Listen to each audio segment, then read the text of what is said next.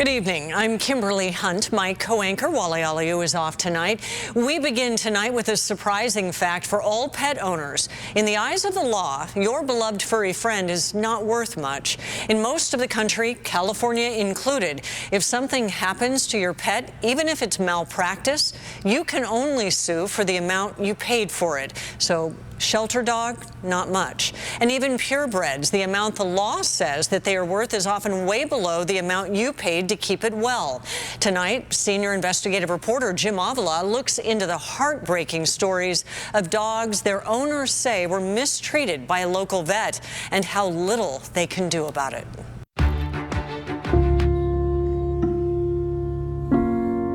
This limping 80-pound dog is in constant pain.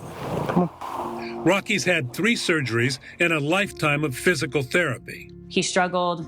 It was really odd for me. Stephanie Spears is suing the doctor who performed the original surgery on Rocky's hip, Zoran Georgievich, or Dr. George as he likes to be called, and the hospital where he works, Monaki in Carlsbad, claiming they ruined her dog's life with the wrong and unnecessary surgery by a vet whose claims to be board certified are, quote, grossly untrue, and that Dr. George and Monaki were lying about Zoran's credentials. They lied to me about credentials.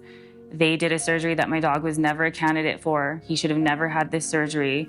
It seems like she's been handicapped further. These 2 pet owners say they ran into the same problem with the same doctor. Denise Heinrich had a border collie mix with a limp. Dr. George recommended surgery. After it was over, it didn't seem to make any difference in her.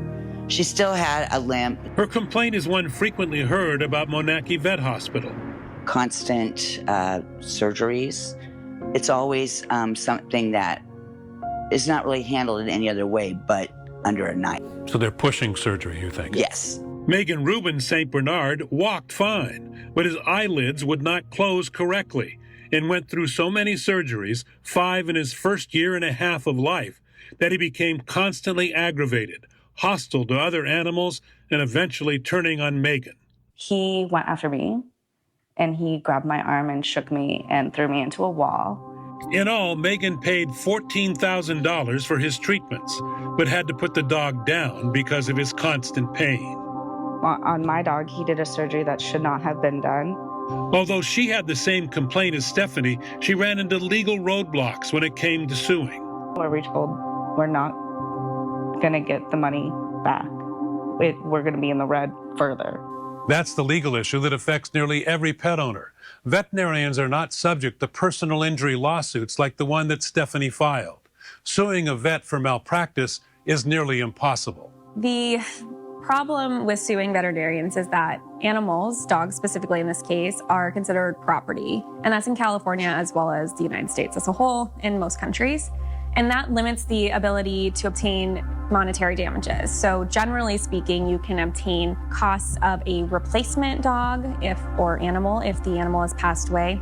That's legal speak for if you adopt a dog, no matter how much you love it, you can only collect damages equal to what you paid for it. Generally speaking, damages are quite limited. And no damages, no lawyer.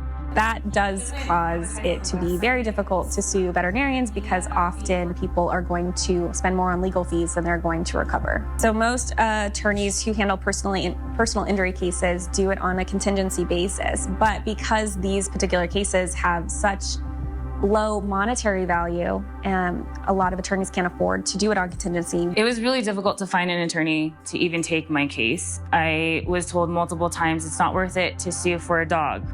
Dr. Craig Monaki, owner of the hospital, denies all those complaints.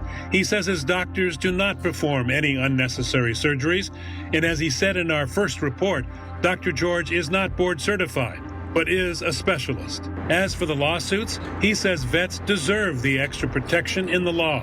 Yes, and I don't know if I'd frame it as protection from the law. It's just the statute that exists. Animals are treated as private property, as you just described. They're not treated as personage. There's no personage associated with an animal. Where's that? Go see. Rocky and Stephanie are attempting to push the envelope when it comes to veterinarian accountability. Their lawsuit is for tens of thousands of dollars, claiming pain and suffering, punitive damages, and misrepresentation. What we're hoping to do is make them not just like a car, but make these animals seen by the case law as sentient beings who are deserving of damages when they're injured for their pain and suffering. That would be groundbreaking for every pet owner if successful. And for Rocky, it would pay for a lifetime of physical therapy and eventually an end to his pain. Jim Avila, Team 10. Team 10 will keep track of this potentially groundbreaking lawsuit to see how Rocky and his dog mother are doing.